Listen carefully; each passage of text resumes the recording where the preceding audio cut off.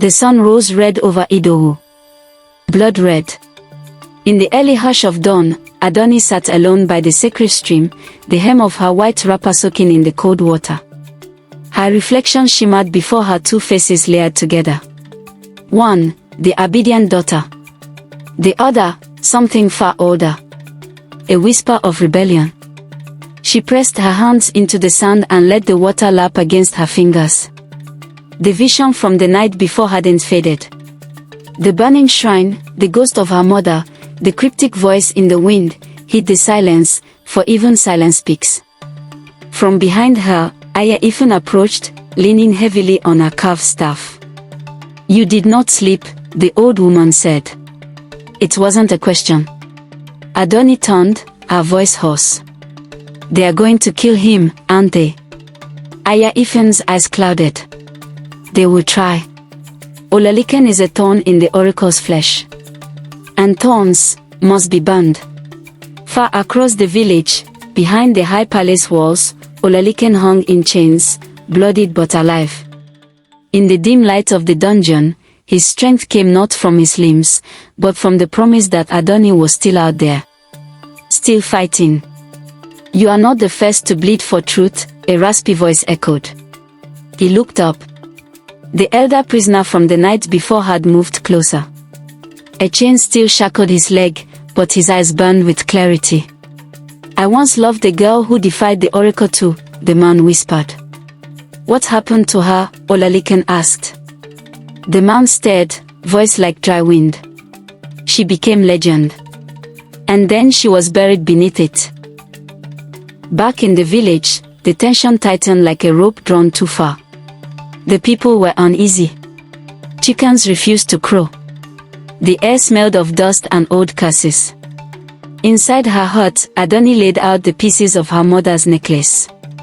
A family heirloom, once dismissed as decoration, now revealed hidden markings inside the beads. Awaken translated them softly. "The gods do not chain us. Men do." Adùnní closed her eyes, a slow fire building in her chest. It was time to speak. At the afternoon gathering, the entire village assembled in the main square. The oracle's guards stood flanking the elders, their spears gleaming in the sunlight. The crowd parted as Adùnní stepped forward, her chin lifted, her wrapper laced with sacred blue thread that shimmered with power. "I have something to say," she announced. A collective hush fell. The high priest narrowed his eyes. "You will be silent, daughter of Ogunmilara. This is not your place." Adùnní took a deep breath. "It is mine now. The gods are not mute. But you have spoken in their name for too long." Gasps rippled through the crowd. "I have seen the visions. The fire. The betrayal. The truth. The oracle is no longer pure. It has been corrupted." Chaos erupted. Elders shouted. Guards surged forward. But then, drums. Low. Rhythmic. Ancient. The villagers turned. From the hills, a procession descended, women in red, faces veiled, chanting the forbidden song of Ayo, the mother of spirits. It had not been sung in 50 years. Not since the last rebellion. Awaken stood among them, her staff raised. The people froze. One of the guards dropped his spear. The elders backed away, visibly shaken. The high priest stood paralyzed, as though seeing ghosts. In the palace, the dungeon doors flung open.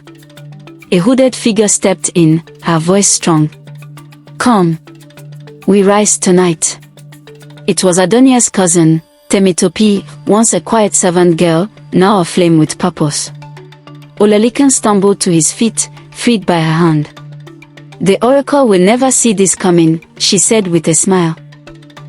That night, Adùnní lit the sacred flame at her mother's shrine. "I do this not for vengeance," she whispered, "but for freedom." The ancestors stirred. The trees rustled. The wind answered. Somewhere in the dark hills, the oracle burned a scroll and muttered a curse. And deep in the earth, something ancient woke.